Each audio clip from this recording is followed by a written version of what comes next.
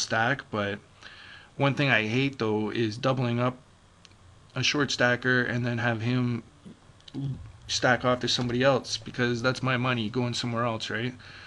What I'm doing, I'm setting this guy up to be able to take his stack, and that should be like a main focus when you're playing No Limit Hold'em.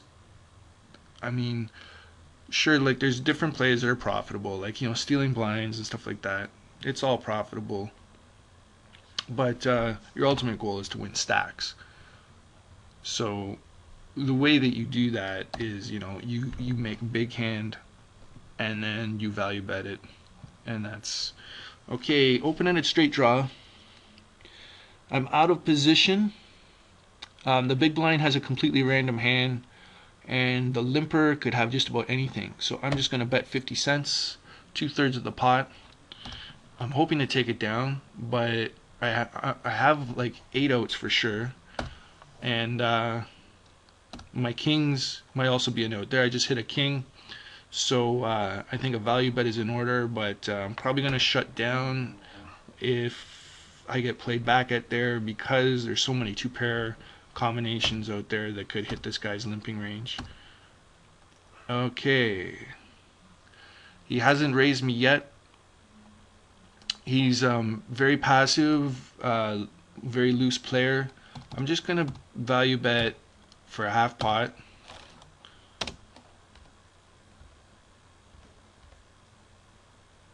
And he folded the river. So I guess that was an okay spot to put out a value bet. This table is getting really short-handed. Okay, this short stacker here is really tight, and it's probably not going to give me respect for hitting that flop. Against those really tight short stackers, when they... Okay, now I can value bet, and I'm gladly getting in. If he has ace king, then he has ace king, but they play such a narrow range. If you miss the flop, you're best off. Okay, pocket tens.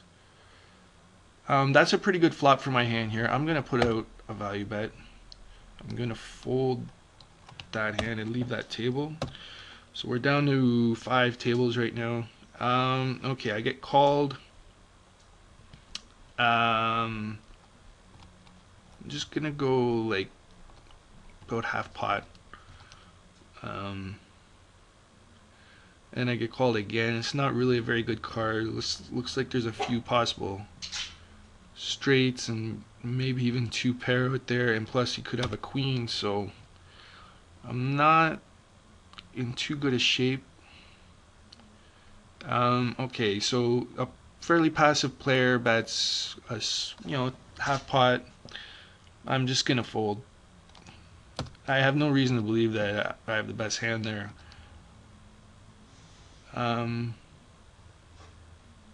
Those kind of hands are tough to play out of position, but at least I didn't build a large pot, so I didn't feel committed because he was a half stack.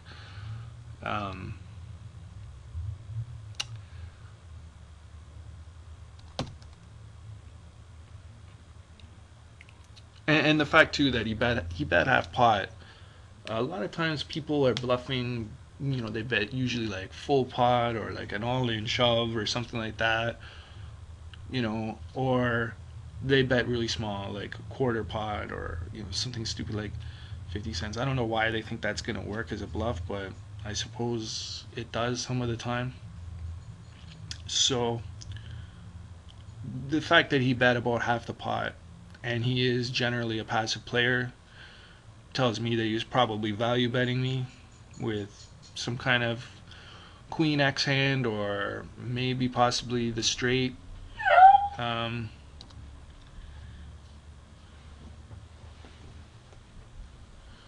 So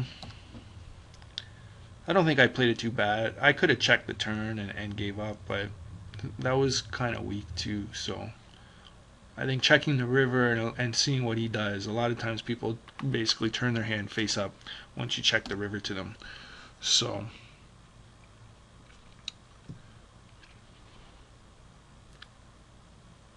I don't know how long I can really make this video because I want to keep the file size down, and I want to, it's kind of more or less just a test video anyways, but I hope somebody gets something out of this one this time. So I think I'm going to end this session and see if I can get this video uploaded, and I hope that everybody who watched it has enjoyed it. I'll leave that table. Alright, I'll leave that table. I'll stay for that. I'll stay for this last hand here on this table.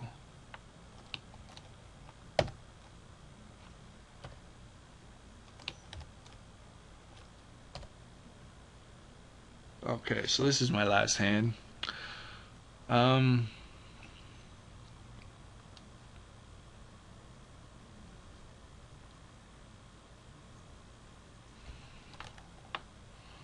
Okay, this is my last hand. If we'll see what these cards are, and then okay, I got a good hand again. So I'll play this hand, and then if the next cards is no good, then I'll leave the table. That's my dog wants to go out, so I have to end the session and let her out so that she can go pee.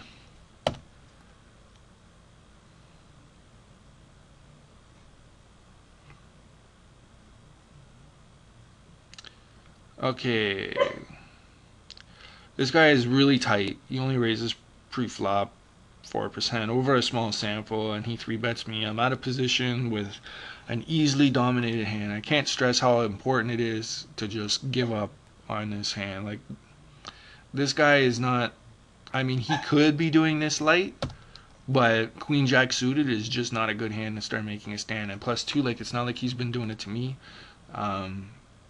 So I let him get, before I start playing back or whatever, I'm going to let the guy get away with it a few times so that I can solidify my reads on him and decide from there what is a good time to, start flatting 3-bets or 4-bet bluffing.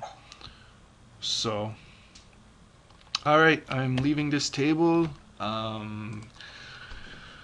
Take a quick look at my stats for this session. Played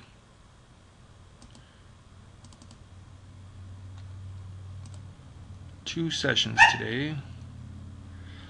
Okay, so overall I made I played 159 hands. I made $20.70. My BB per 100 was 26.04. That's big bets. That's pretty good session.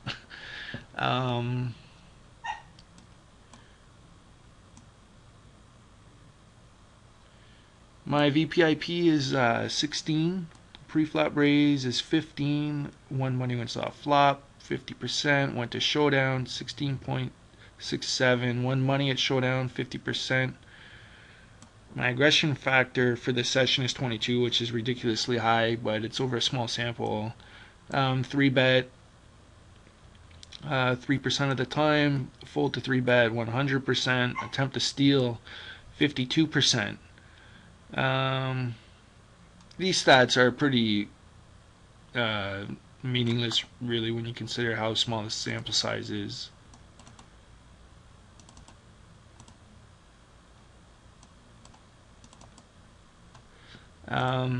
For the day, I'm up $126. I had a session earlier today for about 40 minutes, so I'm having a really great day. I'm having fun making these videos, and I hope that somebody gets something out of this, and I look forward to making the next one. Thanks a lot, and talk to you later.